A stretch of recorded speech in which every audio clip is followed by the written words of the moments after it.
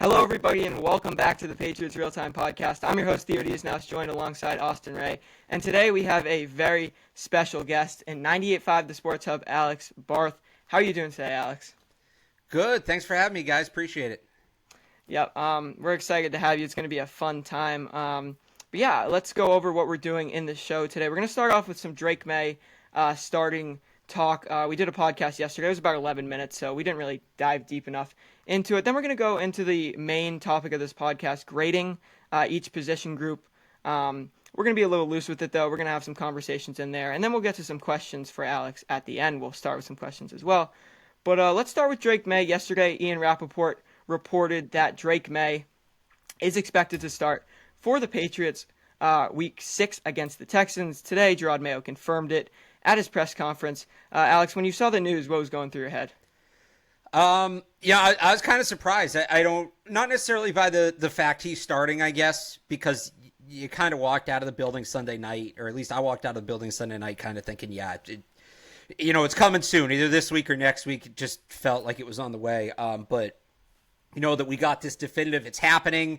On Tuesday, we weren't going to play a bunch of games this week. All right, who's taking the snaps of practice? Can we read the tea leaves? What players are telling us? Yada, yada, yada. We kind of heard on Monday, Gerard Mayo's tone really shift in regard to the quarterbacks. And then it just became like, all right, like what now is under the microscope that maybe wasn't with Jacoby Brissett? You're talking about a really good Houston Texans defense, especially their pass rush. Came out of that game on Sunday saying, hey, look, there's some continuity on the offensive line. There's guys playing their natural positions, which was a change, as crazy as that sounds. And you're like, all right, they're making some progress, but now it's, you got to protect the future of the franchise. And all right, is Jalen Polk nearly had the game-winning catch, and he continues to look good. And Kendrick Bourne came back. Where are these guys going to be at for Drake May? To me, the quarterback change is not mainly about Drake May. Like, it is and it isn't. Obviously, yeah, it's a new quarterback, and that's a big story, and Drake May's the future of the franchise, and we're going to see what he does, but he's an unknown. We watched him in college, and we watched him in spring practices and training camp, and you get an idea of what this guy can do, but I'm a big believer in, when it comes to the quarterback position, nature versus nurture, and drafting the right guy, getting the guy with the physical skills is only half the battle. It's then about putting that guy in a position to succeed. So to me, this news, as much as it's about Drake May, it's also about a guy like Nick Leverett, who's stepping in at center, who had a really rough game last week. It's about a guy in Pop Douglas, who I don't think ever got really on the same page with Jacoby Brissett, but is one of their better receivers and a guy that you'd hope gets the ball a little more from Drake May. It's about a guy like Ramondre Stevenson, and I know he didn't practice today, and we'll see if he plays in the game on Sunday, but if he does, a strong running game is a quarterback's best friend. And can he, didn't fumble can he keep that up? And it's even about a guy like Alex Van Pelt, who's come under fire here for the first month of the season. Where's he at? I think he's good. He did a good job, at least it looked like, of working with Drake May mechanically over the summer and cleaning up, tightening up some of the things that you didn't like on tape at UNC in terms of like footwork, release, things like that. But that part's done. Now it's about, can he design an offense and call plays that maximize Drake May's skill set? Because if he can't do that, if those two can't coexist, the team's not moving on from the third overall pick, right, guys? That guy they're tied to, they're locked to. So, Alex Van Pelt now, as much as he's got criticism through the first month, that's nothing. Now he's really in the spotlight to me. Yeah, I agree with you there. I think another guy really in the spotlight, Gerard Mayo, because we heard Alex Van Pelt talk about how he wanted to start Jacoby Brissett throughout the summer. And obviously he wasn't out there saying, I wanted to start Jacoby Brissett. But, he thought that he could work with Jacoby because he did in Cleveland in 22. But yeah, now it's on Gerard Mayo. This was 100% on Gerard Mayo's decision, as he said. He said Alex Van Pelt is 100% on board with it. We don't really know how true that is. But yeah, I agree with you there. I read your article about top 5 people impacted by the Drake May. Yeah. So that kind of related to that there. But that was a good explanation of that. Especially Nick Leverett. We'll get into the offensive line, but 10 pressures from him allowed on Sunday is not good. You said it was like the worst since 2006 in the PFF era or something like that. It's the I think it was Doug Kyde who had this. Yeah. The second, he's the second player or second center, I forget the exact stat, to allow double-digit pressures in the PFF era. So, Wow. I mean, it's however you cut it, whatever qualifiers you want to put on it, it wasn't good. Yeah, it was bad. I didn't initially notice it because I was sitting a little high up in the stands, but yeah, I don't know, I couldn't tell. But Austin, I know you were really excited about the Drake May news. What was going through your head when you heard the news? Well, I was on the bus to a soccer game, so I was a mix of confused, excited. I texted you right away to ask if this was all true, but I'm just so excited Yeah. because Jacoby Brissett. I mean, you did. I don't even know. You're good. Bye. Drake May, I'm really excited to see what he can do. I'm gonna be at the game, so I'm super excited about that. And I just think that Drake May is gonna be able to show us something that Jacoby Brissett wasn't able to show us with this offense. Yeah, when I watched Jacoby Brissett play on just whenever he was on Sundays and Thursday or whatever, I wasn't excited. I'll be honest with you. Even after the win, I wasn't excited. I talked to Austin about this a few podcasts ago, but I was never really excited. And this has been the least fun I've had watching Patriots football in my life. I'm 15 years old, so it's not like I was alive in the 80s or 90s or whatever. But yeah, it's I don't know. It's just not been fun. Even with Mac Jones last year and Bailey Zappi, I'm like, all right, they're gonna get a better draft pick if they lose, and if they win, it's fun. Here, I'm like, just play. Just I want to see what Drake May does. I don't care if Jacoby Brissett is good. He's not gonna be the future. But yeah, So, do you guys probably aren't old enough to remember Jacoby Brissett's first stint in New England? I Um, remember it. you do. So, like, it's funny because that was so much fun to watch. And as somebody who was never a fan of Jimmy Garoppolo personally, he comes in, goes into that Houston game, literally can't throw the ball. He's got a torn ligament in his thumb and goes out there and beats them. Like, he has a fan in me for life. The way he put the team on his back in that game, it was awesome. So yes, he's struggled here, and he's not the same player he was 10 years. He's in a number of ways, he's a very different player he was 10 years ago. But it is, I get it's not the high flying quarterback play people want, but I think there's a certain age of Patriots fan that there's always going to be some gratitude for Jacoby Brissett because those 2.5 games, it really was wild to see what as a rookie. I mean, he wasn't healthy. And I don't know if you've ever seen the Martellus Bennett clip talking about Jimmy Garoppolo deciding to sit out that Houston game. Go look it up if you And haven't. Edelman But said something too, right? yeah, Martellus Bennett's not wrong there. And credit to Jacoby Brissett for that. Yeah, I'll be honest, the Thursday night game against the Texans or whatever it was, I did not watch it. I was 7 years old, but I did watch the Bills game. They did get crushed by the Bills there, but Yeah. yeah, I remember someone got into a fight, and then Edelman had like a touchdown called back, and I was like, this is not going well. But yeah, yeah, I got a question for you real quick before we get into our grades.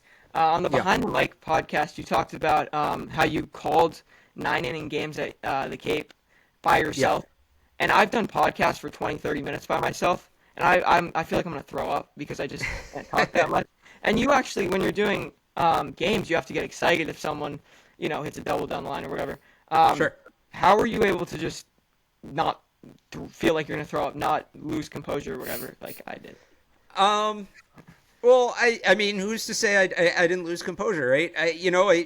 So I'd say when it comes to calling a 9 inning baseball game or any sport, I mean, I did play-by-play for football solo. I did play-by-play for basketball, volleyball, hockey, like name it. I called it when I was coming out of college.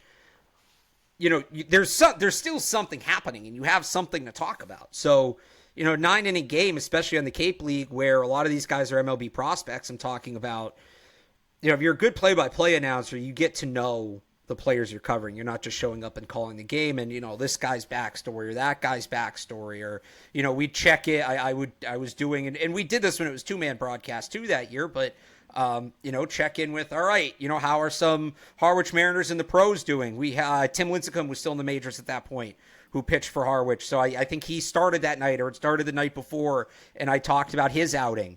The real tough one, and it probably relates more to doing a half-hour podcast, is when I fill in on 98.5 The Sports Hub, especially at night, that's a solo show for 4 hours.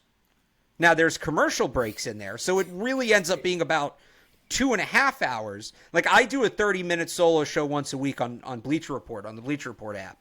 Yeah. And that sometimes feels long. And it can be tough to fill. And I'm lucky enough I get comments or I can respond to those. 4 hours on the radio solo is tough. And I remember, I'll tell you this. So the first time I ever did it, I didn't get that much notice. I think I only got like 3 or 4 days notice that I was going to be doing it. And I mean, I was excited, but I'm like, shoot, I got a lot of time to fill. And during the day, I'm kind of planning the whole show. And really what I was planning, I'm planning the show, but I'm also kind of planning the first segment and kind of figuring out like, this is what I want to do off the top. Cause it's like, for me, it's always been, if I start the show well, like I'm going to get into a rhythm and I'm going to go, right? So let me make sure I start the show on a high note. And I got lucky in that it was the NBA trade deadline, and it was the year Kevin Durant got traded to the Suns. So whatever that was, like 2 years ago. Yeah. And I'm like, this is great. Like, this is a juicy topic I can dig into. And the whole day I'm rehearsing in my head what that first, 13-minute segment is going to be. And I think I did it in the car on the drive there, like out loud, like ran through it. And I get there and the show starts and I'm on. And I start going through it, and I'm like, this is going great. I'm hitting all the points I want to hit. I sound confident. Like, this is flowing well. Awesome. And so at the Sports Hub studio, it's like this big room. It's set up for there to be like 5 or 6 people in there, but it's just me. The producers are in another room, and then there's like this big clock up in front of the desk. And so I'm going through this, and I'm like, oh, yeah, this is going great. Awesome. All right, it's probably about time we wrap at 15, at like the 15-minute mark, right on the hour. You start at the top. And I'm like, all right, probably getting to the point where I should wrap up. Let me take a look up here and see where I'm at. It's 6:08. I'm done with my 15-minute segment, and it's 6:08. And that room just felt massive. And I kind of composed myself, took a deep breath. I kind of reiterated what I was saying. I got ahead on some of the stuff I wanted to talk about in the second segment. Just kind of kept hammering. You want to call in, 617-779-0985. But what I remember when I got through that segment, like I tossed it to break, and I was like, all right, I can do this. Like I survived that. Another 3 hours and 45 minutes, like I'll be good. And I honestly felt pretty good the rest of the show. But so the best advice I could give on that, again, like if you get through the start, so on a 30-minute podcast, I would say like have a good 3 minutes you want to open with. Like figure out a good, this is my opening take. I'm going to, in reality, 3-minute opening take, you're going to open the show. That's at least 30 seconds right there, right? This is my opening take, go into detail, explain it. If you're on a show where there's maybe like a live chat or a phone line, try to throw something in there that people can grab onto so they'll call in or comment, because then you have reactions. And then at that point, don't think about it as a 30-minute show or a 9-inning baseball game or a 4-hour radio show. Just, take it. If you're doing a podcast, 30-minute podcast, just take by take, right? You're talking about different things. Just, all right, I'm going to do this take, then this take, then this take, inning by inning by inning, segment by segment by segment. It's really daunting when you look at the whole show, but you're not doing the whole show at once, right? And especially when you get into a long baseball game or a long radio show. 30-minute podcast is a little different, but when you get into a long baseball game or a long radio show, you can repeat yourself. Odds are people aren't sticking with you for the whole time. They're coming in and out. So, if you have something you said in the second inning you want to bring back in the 7th inning, you have something you said in the 6 o'clock hour you want to bring back in the 8 o'clock hour, you usually have the flexibility to do that. Yeah. And I'll be honest, most podcasts before we do it, especially this one, I'll go through the intro out loud, and I do it with Austin too. So yeah, I before this podcast took a shower about an hour and a half ago. I did the intro for this. There you go. And, yeah, got some topics I wanted to say. But yeah, let's get into I called it the report card for semester 1, term 1, whatever you want to call it. All right. So yeah, through 5 games. We're gonna start with the quarterback. Alex, what was your quarterback grade? I mean, I'm gonna kind of take a cop out here, but I'm gonna say incomplete. I don't know if they still do incompletes on report cards, but I mean, this year's all about Drake May. This year's all about Drake May. Can he prove that he's the kind of player you build around? Jacoby Brissett wasn't great. I guess if I had to grade his performance, C minus, but that's not the point. We don't care, right? Jacoby Brissett is 31 years old. He's on a 1-year contract. He is what he is at this point. He was a bridge quarterback. the grade on the quarterback position this year ultimately is going to come down to what Drake May does. And the one drive in New York, I guess I'll give him a B minus. Like, it was fine, but it's incomplete. We're just starting to evaluate what this quarterback position is right now. Okay, I definitely had a different approach there. I don't know if you're allowed to give a D minus because I don't think you're allowed to do that. But I gave them a D minus just to Jacoby Brissett specifically because most positions or all positions you can give it to multiple people. But here it's Jacoby Brissett. And I thought Jacoby Brissett was really bad. I'll be honest. He played like a rookie. If Drake May had played like that through the first 5 games, I wouldn't be happy, but I'd say, all right, he's a rookie. He's learning. Jacoby Brissett, in my opinion, was creating pressure, something that rookie quarterbacks tend to do. And I went through the stats here. I saw Mac Jones' stats from last year. 1,000 yards, 5 touchdowns, 6 interceptions. So the interceptions much more. And a 1-4 record in the first 5 games. Jacoby Brissett, 696 passing yards, 2 touchdowns, an interception, and also a 1-4 record. And Mac Jones, obviously it's a different situation because Mac Jones threw 6 interceptions. And they're different types of players too. Mac Jones, I wouldn't call him more of a risk. He's definitely more of a risk taker, but I wouldn't call him a risk taker in the sense that I would say Drake May is. But they're different players. But yeah. Austin, what did you have for the quarterback? Me, I went with approach like you, Theo, but I really love your answer, Alex. The incomplete. I do agree. It's all going to come down to Drake May. But so far through here, I've given Jacoby Brissett a D minus to an F range. I just feel like Theo said, he just hasn't been performing. I know we weren't expecting him to perform. We were expecting him to do a little bit better as a 9-year vet.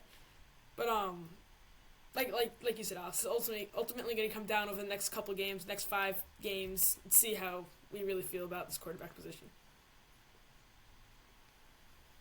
Yeah, obviously we had the same grade, so I do agree with you there. But yeah, it's Jacoby Brissett just hasn't been good. Just we can say that. But yeah, this is kind of an interesting one. I had a little bit of a tough time here with the running back position. I viewed a lot of stats for this one. What do you have for running back, Alex?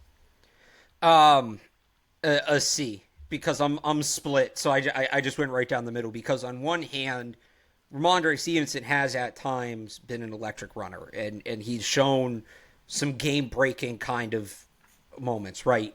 The run last week against Miami, some of the runs he had against Cincy, with 4 fumbles in 4 games, man. Like actual running production, A. Ball security, F.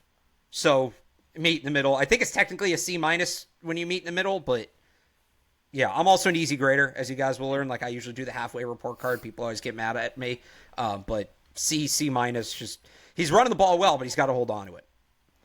Yeah, I also feel Antonio Gibson also having a good season, so Yeah, I kind of bumped that grade up to a B minus for me.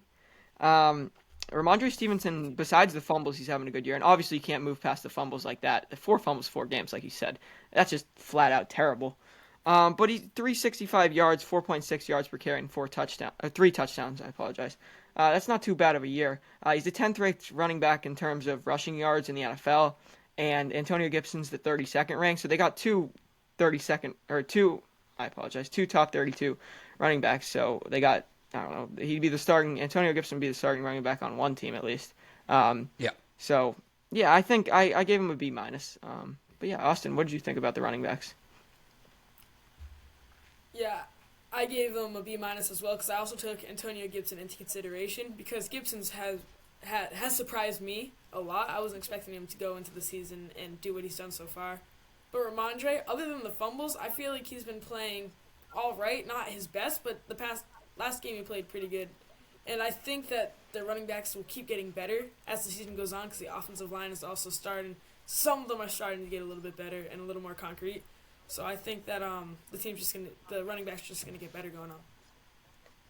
Yeah, and when doing my research, I was looking for JaMychal Hasty in that top 100 to say 3 top 100 running backs. He was not in the top 100. I think that Jacoby Brissett had more rushing yards than him, so not great there. But the Patriots, I did write down 5 Patriots in the top 140, so pretty good there. I'm only kidding, obviously. Drake May is in there with like 15 yards. So, yeah. But yeah, let's. I'll turn the page here, and we'll go to wide receivers. Austin, why don't you start with wide receivers? So wide receivers, I found this one pretty difficult to grade because we haven't been able to see a quarterback that would really throw them the ball and take risks like you were saying. So I gave them a B because I haven't really seen anything that I was mad at, but I haven't really seen anything that I'm like, whoa, look at this. This is like our team. So I gave them a B. Yeah, you had a similar take when we were with Mike, and I was saying that they were the biggest disappointment, and you were like, "Well, the quarterback hasn't been good, and the offensive line play hasn't been good," and I was like, "Yeah, you're right," and then I totally forgot that you said that, so I gave them a little bit of a harsher grade than I should have. But Alex, what'd you have for this one? Yeah, see, and some of this is like, so when I do my grades on 98.5, I factor in like the team's approach as well. So like the coaching and how the position was built. And I go back to Tyquan Thornton. You know, the coaching staff was hyping him up all camp, and he's out there running with the ones. And they were talking about they loved the growth he'd made. Now he can't get on the field, and his name's out there in trade rumors. So, you know, for the players themselves, you know, I like what I've seen from Pop Douglas. I like what I've seen from Jalen Polk. But you have other guys that were supposed to contribute. Thornton, chief among them, but I throw KJ Osborne in there as well. Javon Baker used a 4th-round pick on him. That pick, you know, maybe could have helped him trade up and get a tackle, and he hasn't been able to get on the field. So this is more about Alex Van Pelt, Elliott Wolf than maybe the players themselves, but I would say a C. Yeah, I was 100% sold on KJ Osborne this year. I bought his jersey. It's hanging up right there next to me. One of the worst jersey purchases besides the one that I'm wearing right now, which is I had to pull out the Joe Milton for you being on here. Why is that a bad jersey purchase? Well, I mean, You're, all right. you're talking to somebody who has a Kembrell Tompkins jersey. You're talking to somebody who has a Taco Fall jersey. I got some other weird ones too. I had more back in the day. Was that Brandon Lloyd? I don't know if I still have that one. Dietrich Ward. I had a Dietrich Ward. I think I still have that actually. You guys probably don't even know who Dietrich Ward is. I'm not sure what sport he plays. So he was a receiver. He was like a journeyman receiver in the NFL, and he had a cup of coffee with the Patriots. I don't even remember, was it 03 or 04? He has a ring with the Patriots, but he was here for like 8 games. But he's the originator of the number 17 curse. He was like one of the first guys that wore that, and it didn't pan out. But I don't even know why I have it, where I got it. I just know I have in a box somewhere at my parents' house. There is a white Dietrich Ward jersey that is in my possession. So the only like bad jersey purchase to me is I bought a Tyler Sagan jersey like a month before he got traded. Oh, That's a guy who doesn't play but like was on the team, and like that's fine. You just don't want a guy that has my brother's a Kyrie or Irving jersey. That's a bad purchase, right? yeah. Joe Milton, if he ends up being a 3rd-string quarterback, it's a fine purchase. That's a fine jersey. In 10 years, that'll be a cool kind of replica, a cool, not replica, Relic. like relic. Thank you. That'll be a cool relic kind of thing to have. Yeah. Yeah. I also have a lot of weird jerseys. If you couldn't tell, I got about 50 Patriots jerseys behind me here. I got There you a go. pretty bad one. I'd say is Peppers. Right now. That's yeah. Other So let me bad- ask, because I think I see Gonzalez over your shoulder there. Is that 0 or 6? 1 second. 0. 0. All right. So I my have a buddy second got all one. excited. Also. My buddy got all excited last year and got like in camp. It's like, of course, when Gonzalez was wearing 50, he's like, of course they're going to wear 0. He even asked me. He's like, did you hear anything inside? And I'm like, I'm sure he's going to wear 0. Just buy the jersey. And the day it arrived, Gonzalez came out with 6. And my friend was not happy with me. But Well, obviously it all worked out. So. He started at 19 in what was it? The preseason. Yeah, So, yep, yeah, that's and then he right. went to 6, and now I bought 2 6s. One of them I gave to Austin, and one of them I still have. But yeah, I got a Stephen Ridley jersey, Brandon Bolden. I got a Jack Jones. That wasn't a good one either. But yeah, I got. That. I think I'm I trying have to a think. jersey. Oh, my brother had a Ocho Cinco jersey, Patriots Ocho Cinco. That was cool. Yeah, I think he still has yeah, that. that's That's cool. cool. Yeah, I have some. Yeah, some not so great. I think I have a jersey curse. Actually, I have pretty much everyone on the team. I got a Schooler jersey. Like, That's a good one. yeah, I don't know. I went pretty rogue last year with the jersey purchases. So Have yeah. fun with it, man. Yeah, just a little expensive there, but Other than that, yeah. That's why I start getting, you find other ways to get him or other jerseys. Like my thing is, me and my friends started getting like movie jerseys. So I don't Oh, know okay. if um, or just like random old college football jerseys. Like I have a Colt Brennan jersey, who set all these records at Hawaii before Bailey Zappi broke them last year. So Oh, like, you can get those. You can find those cheap. yeah. The worst ones though are the ones where they change their number though. That's Yeah. also bad. Because I got a pop 81 and I haven't got the 3 yet, but one day eventually. But yeah, we got a little off topic there, but it's all right. I don't know Happens. if I ever gave my wide receiver grade. I think I did. No, I didn't. F. I gave them an F. I That's just really harsh. I apologize. Um, wow. but yeah, I think Demario Douglas has 153 receiving yards, which is 86th in the NFL. That's not great for your wide receiver one. Um, so yeah, that's he's behind 6 running backs, and obviously you can blame it on the quarterbacks and or Jacoby Brissett and the offensive line or whatever for not giving him enough time. But I just don't think that's great. But yeah, I'd probably loosen it up. But let's move on to tight ends here. Probably should have given them a better grade. I started 1 second C minus. Gave them a C minus. Yeah, Hunter Henry's the leading receiver on the team. That's mostly the reason. He's got 16 for 180. No touchdowns, but we got Hooper 5 for 77 and a touchdown. Not great. Maybe in a game that's great, but not on the season. C minus. I think they're doing all right. Alex, what'd you give the tight ends? I gave him a B. I think they've been solid. In theory, coming into the season, I maybe expected more production from Hooper, but they haven't done a ton of 12 personnel. And when they have brought that second tight end on, it was Caden Wallace as the, eligible tackle just to run. So Hunter Henry's been solid. He's been reliable. I don't know how much more the tight ends could do on their own to elevate the offense. There's more they can do if other positions on the offense step up, but if their level of tight end play being what it is right now is their biggest problem, they'd have a pretty good offense. Yeah. So I gave him a B, and it's just a matter of, all right, let's see. Now that Drake May's in there, now that you have some continuity on the offensive line, let's see if these guys can continue to build on it. Yeah, and Jaheim Bell, a guy that has not played much. A lot of people were calling me a hater and crazy for saying he wasn't going to make the roster. And like I thought that was a pretty common take. I feel like I don't know if you had him off your roster projection, but um, I had him on and off. I kept yeah, putting him on, and yeah, it was like week to week it was different with him. yeah. But He just wasn't pretty. He couldn't block. That was his thing, right? Uh, yeah, so for me, like, he's a gadget player.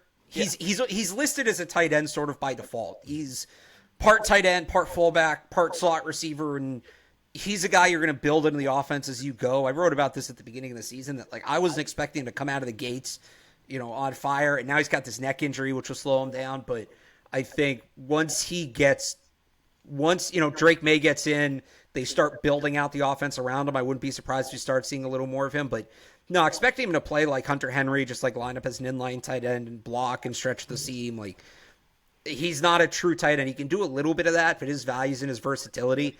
And when you can't run basic concepts, it's hard to get a guy like that involved that, you have to kind of go to a graduate level of the offense to really start to work his role in.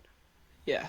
I don't know. I wonder. I never really like thought about this or asked anyone a question, but didn't a lot of people were saying he should have been like a 4th round pick or something? What was the reason he fell to the 7th round? There's a couple of reasons. One, he didn't test well. He looked on tape much more physically dominant than he tested. Now, I trust my eyes in terms of like watching him on the football field.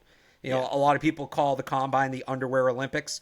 yeah, Yeah, I don't really care that how fast you run in tight fit shorts and a tank top. Like, that's not super relevant, right? And I think that, and then I also think, like I just said, he doesn't have a defined position. He's not a guy outside of a handful of teams that you're going to draft and put him in a role that already exists in your offense. And the reality is, if that role already exists in your offense, you probably already have a player to fill it.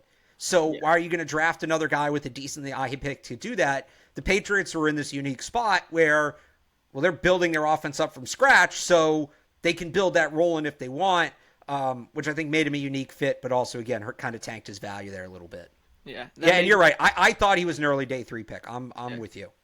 Yeah, you made me think there of the Belichick Hernandez series where Belichick's like, we'll use him as a fullback or whatever, put the fullback. And I was like, yeah, I don't think that's what happens. You just, yeah, that was so. I watched like the Patriots episode. It's not great. I wouldn't say that. Yeah, I'm just seeing the clips on Twitter. I mean, Yeah, it looks ridiculous. But no, to that comment, that kind of is it. It's like, yeah, all right, this guy's really athletic.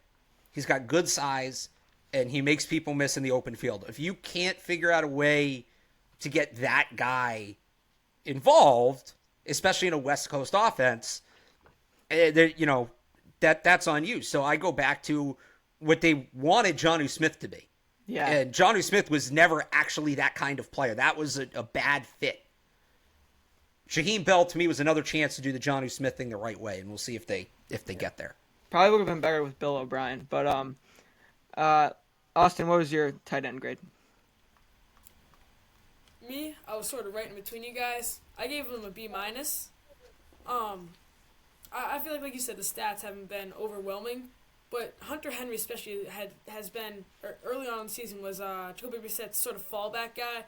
He would just roll out of the pocket and toss it to him. And I feel like that was like the only way that our offense was slightly staying afloat. So I think overall they haven't done their best, but they haven't done bad in my opinion. So I gave them a B minus. Yeah, I agree. There, probably should have upped that grade too. I'm realizing that these grades kind of suck. So maybe if I ever do grades for my school newspaper, I'll have a podcast about it before, so I can adjust those. But yeah, let's move on to the offensive tackle position. I did two just offensive tackle as a whole, not left tackle, right tackle. I had them as a D. I thought Onwenu was he struggled at times early on. I thought on Bosa, and I obviously don't, not obviously, but I don't have the All 22 film.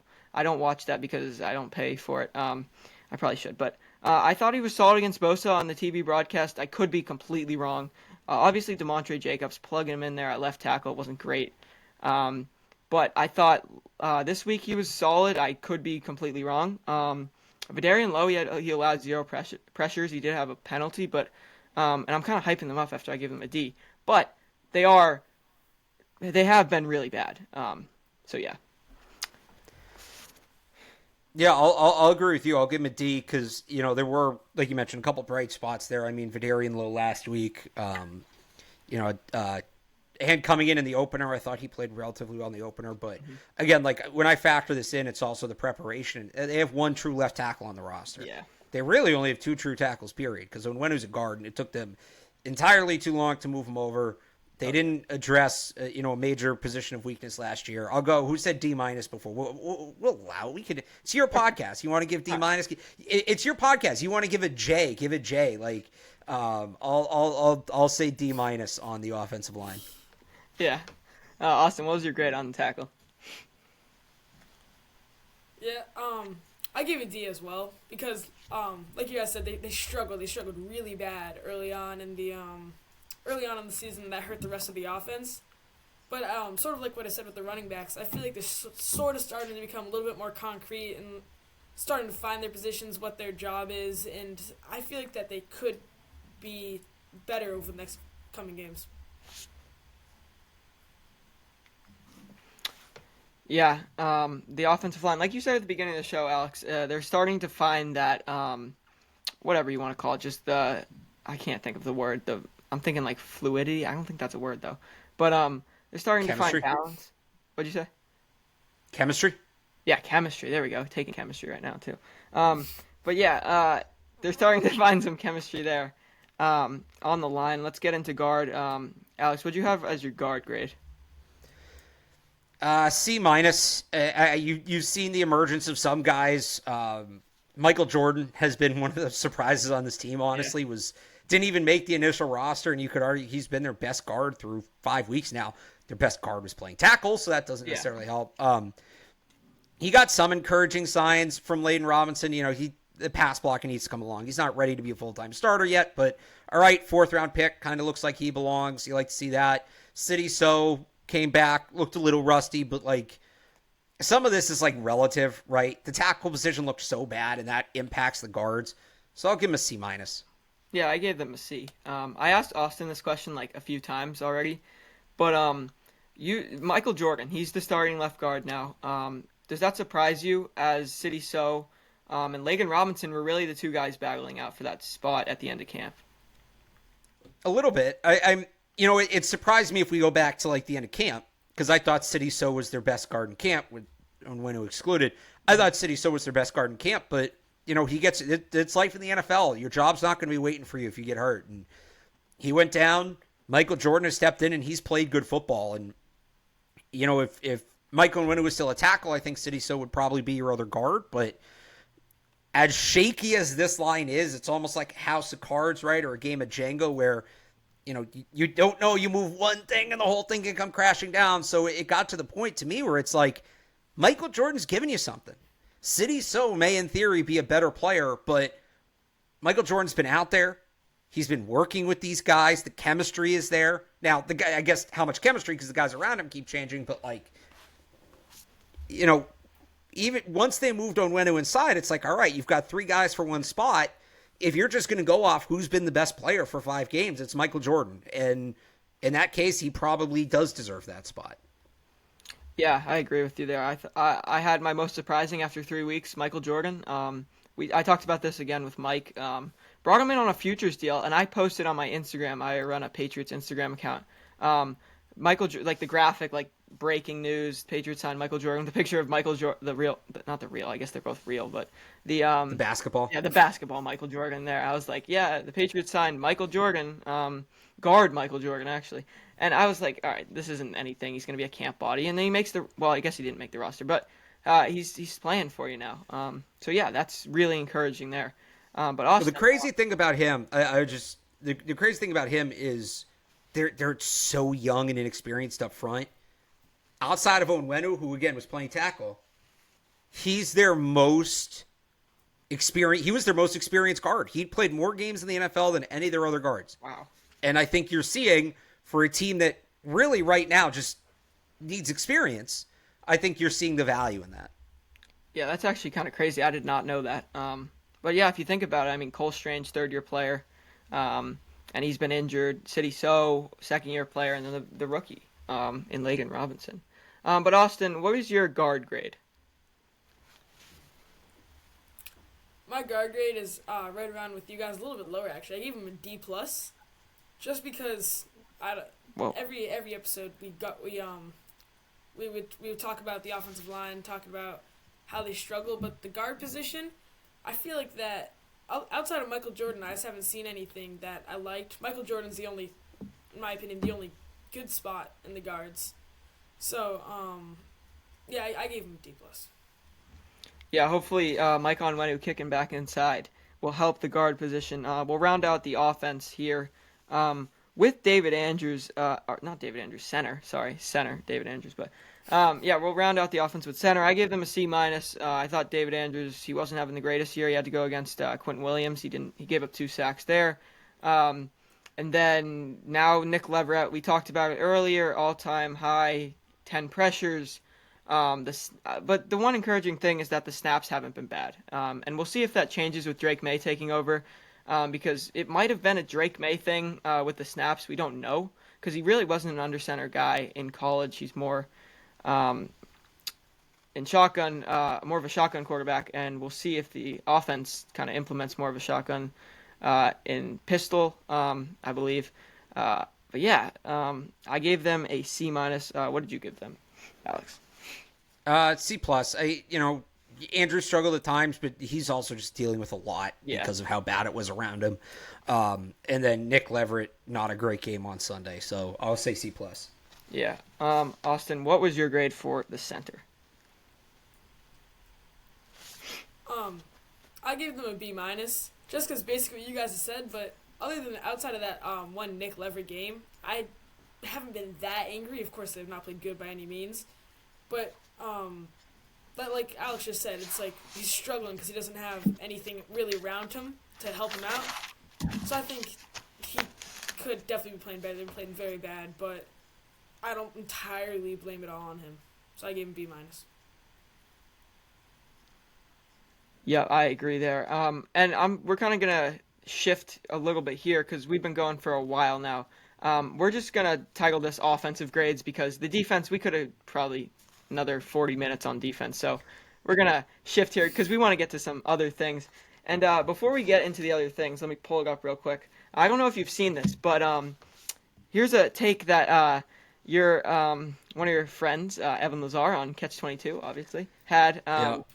I don't know if you. No, it's not the one that you think. Don't worry. Oh, okay, Um, okay, all right. Well, I thought you guys were about to ambush me. I was to say, no, wow, no, no, no all right. mutiny. No mutiny. We don't talk about What's mutiny. Evan? What's Evan coming to the barn with now? Let me hear it. All right, here we go. 8:23:24. The Vikings trading for Mac or what?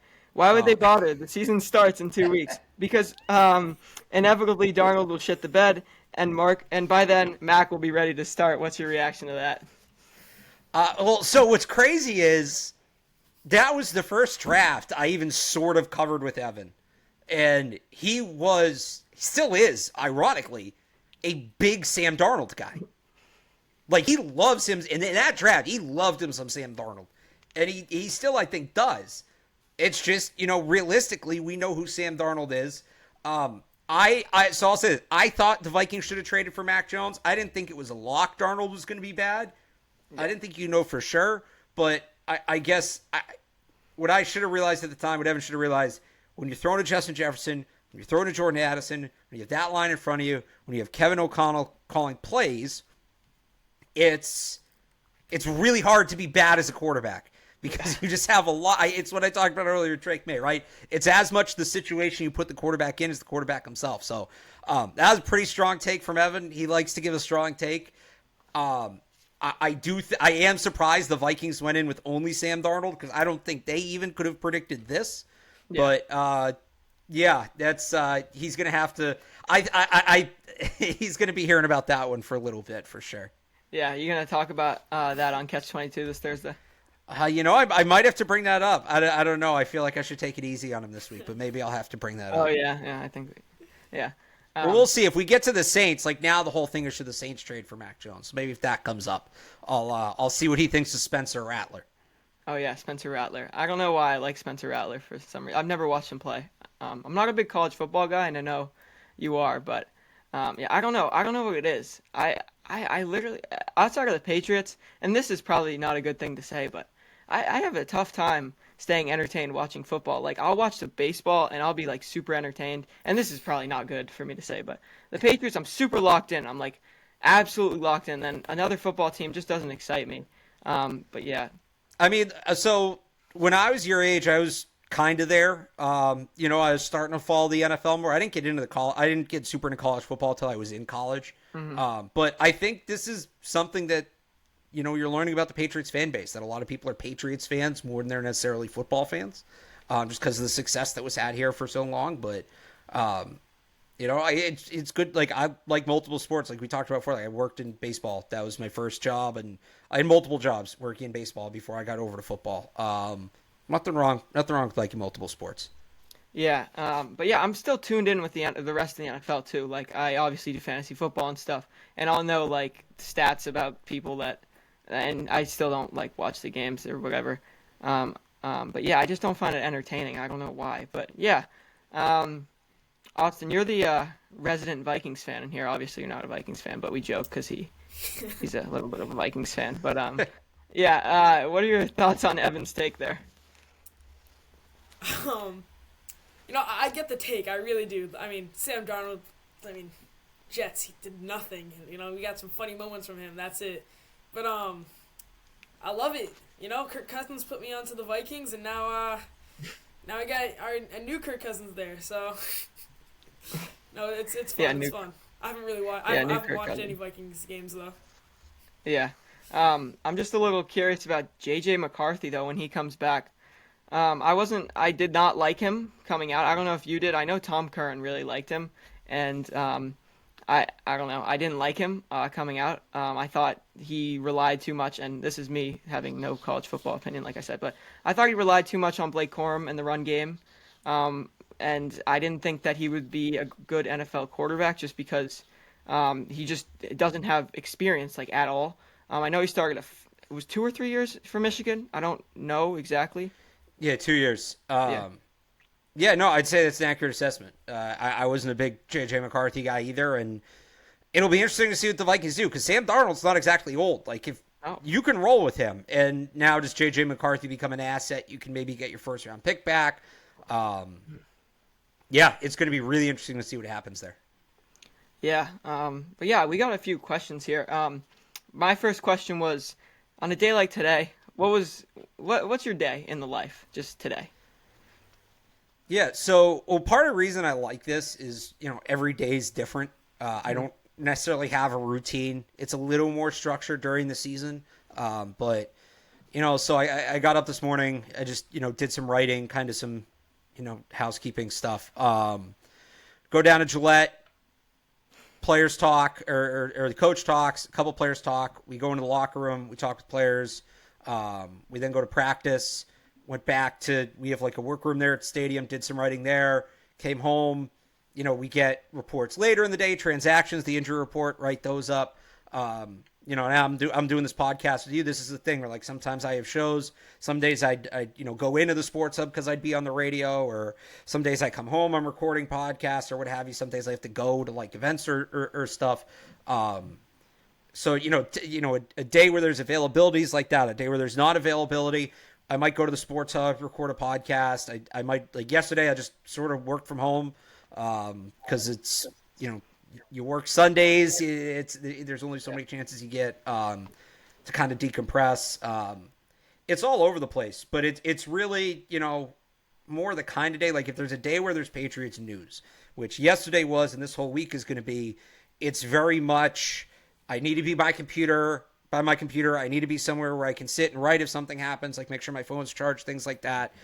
Slower days, it's more, okay, what can I catch up on, both in terms of work and like real life. Like yesterday, I was 1 foot out the door going to buy groceries when I got the notification about Drake May, things like that. So, yeah, there really is. It's tough to do. I get asked this a lot, like, what's a day in the life? It's tough because there is no real set routine. But Yeah. honestly, that's a huge reason why I love what I do, because there are some things about this job that are tough.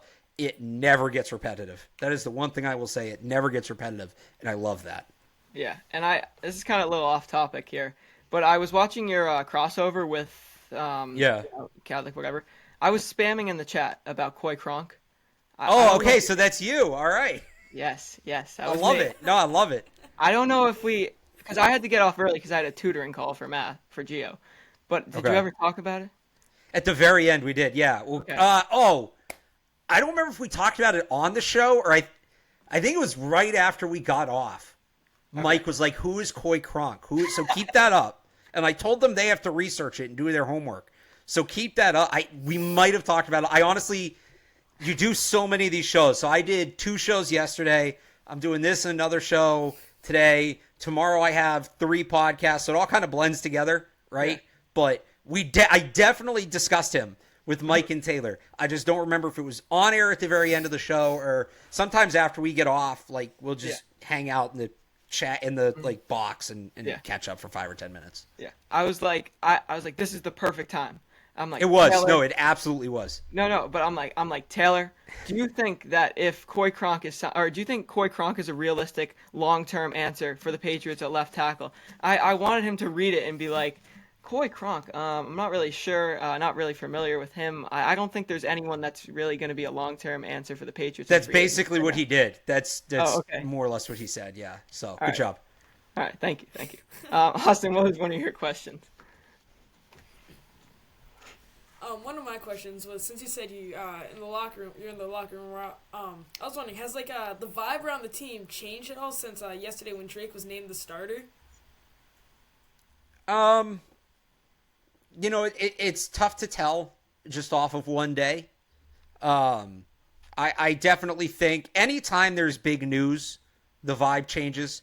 Big signing, guy gets hurt, something like that. So, and you throw the Jabril Peppers thing into it too. There definitely was a little bit more energy in the air down there today.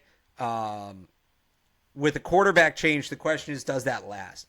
Anytime you change a quarterback, that's going to instantly inject some life into the team. Like, that's just what happens. But can you maintain that once the kind of concept, oh, new quarterback, like once that wears off, can you still maintain it? So definitely a little more energy down there today, but that's to be expected. With, I mean, it was the same thing last year, honestly, when they went to Bailey Zappi, as bad as the team was at that point. It's just kind of a, a refresh or restart. Now the question is, can they maintain it? Yeah, I was gonna ask you about if it was the same with Bailey Zappi last year, but I mean, it's a little different just because, again, that was later in the season. They were out of it. You had the whole lingering thing with Bill in his job. But, the previous year when they went back to Mac, I remember there was, that kind of buzz. And it just reminds me, like, when they got Mohamed Sanu in 18, when they got Antonio Brown in 19, when they got James Harrison. Like, there's just this, when there's a big change on the roster, it always kind of reverberates. Yeah, Mohamed Sanu. He was not. I don't know. I always thought he was all right here, but I guess not. I guess I was like 10, so I was like, oh, Mohamed Sanu. I mean, for what they gave up for him, it wasn't. If they'd given up like a 4th-round pick for him, whatever. But the fact they gave up a second-round pick. Second-round pick. Oh, okay. Yeah, I gotta get. When Emmanuel Sanders, I think, went for a 3rd. Oh my goodness. He either went for like an obviously later 2nd or a 3rd. I forget what, but because that was the two guys, and it was, are they gonna, Emmanuel Sanders, Mohamed Sanu, those were the big names at the deadline, and what it came down to, at least what it sounded like, was so Sanu had another year of term on his deal. Sanders was a rental, and it sounded like the Patriots wanted Sanu because he had term, and they were getting a guy for the future and not just to finish out the season. And Emmanuel Sanders went on to have a pretty good year for the rest of that year. Mohamed Sanu hurts his ankle, whatever it was, 2-3 games in, and just was never the same. Yeah, I thought, I was like, Mohamed Sanu wasn't that bad, and then I see all these Patriots Instagram accounts, like Mohamed Sanu, the worst, that's the downfall of the Patriots dynasty, that trade. And I'm like, what? But yeah, I should have done my research on Mohamed Sanu there. Pretty good when it comes to Patriots history, but I guess not with Mohamed Sanu there. But yeah, I'll get into my last question. But you got the job covering the Patriots with CLNS in 2018. Yep. You worked with Evan there, but when you got into the locker room for the first time and you saw Tom Brady, you saw Julian Edelman, you saw Gronk, you saw Bill Belichick, what was going through your head? I mean, I was pretty surreal. I'm not gonna lie. I remember with Brady, so like the locker room's like a long, narrow kind of room, and the entrance from practice is like all the way at one end, and Brady's locker's kind of all the way back at the other end. And I remember one time, like he walked in, it was the first or second time we were in there, and Brady walks in and he starts walking towards me, and I kind of realized like, oh, I'm like standing in front of his locker, like I've got to move, and it was just like this way. I just like, Evan kind of had to give me a little tug, but like get me out of the way. But it was, I mean, yeah, there was something like that. It wore off pretty quick. I'm not gonna lie, because you get to the point where you're there to do a job. The Bill Belichick press conferences were always super cool. It was really like the interviews. I remember the first player me and Evan ever interviewed, like one-on-one, like we went up to him and we were like, can we talk to you for an exclusive, was Dante Hightower. Oh, and I think he knew how nervous we were because he was having some fun with us. But he was super nice. He helped us out, and he continues to be a great guy to talk to. But it was, I grew up 5 miles from the stadium. I've always been a fan of the team. It definitely the first few days were kind of like, all right, like I'm here to work. I got to be professional. I got to that sort of thing. Yeah, I kind of just got a random question here that, but like when you're in the press, when you're in the press room, or when someone's having a press conference, Gerard May or Drake May, do you come up with the questions like ahead of time, or is it more of a reactionary thing? And how do you come up with the questions? It can be both. There's honestly not one way. There's certainly, if you're writing something, or even if you're just curious, right? Like with Alex Van Pelt last week or whatever it was, 2 weeks ago, about Bosa, I knew I had a question for him, and it was like I'm writing this, and I'm like, oh, I wonder what they think of this, and I'm somebody in the position where, well, I can find out. Let me go find out. Somebody actually asked the question before me, so I didn't get to ask it, but sometimes, too, like somebody says something, and you want to get a follow-up, and there can be very valuable information from follow-ups. So sometimes it's, somebody said something, you're like, oh, well, that, A makes me think of B. I remember when they traded for Sean Wade at the end of camp in 2021, and that was Mac Jones' rookie year, and Cam Newton was still here. Nobody really thought much of it. It was all right, bottom of the roster corner, whatever, but he did some press availability, and somebody just asked him simply, what are your expectations joining the Patriots? And he goes, yeah, I have some friends in the room, and so they sort of let me know. So I just, well, all right, who's this guy friends with? That, could be relevant. And he goes on to tell us he played 7-on-7 football with Mac Jones in Jacksonville in high school, and their parents are friends. And he remembered Mac Jones like trash talking Cam Newton when Cam Newton was coaching a 7-on-7 team against them. And that just, came to me, spur of the moment. So it can, it can, or sometimes it doesn't have to be a follow up. You're sitting there, you're just like, duh, I'm going to ask this. So it can, all different kinds of ways you can think of questions. It doesn't necessarily have to be one thing. I do like to, be prepared and fully think out a question if I'm going in ahead of time, but sometimes things hit you in the moment. Yeah, I think we're gonna have to wrap this one up now. It was fun talking to you, Alex. We went a little over time, but it's okay. Yeah, it was a fun time. All good with me.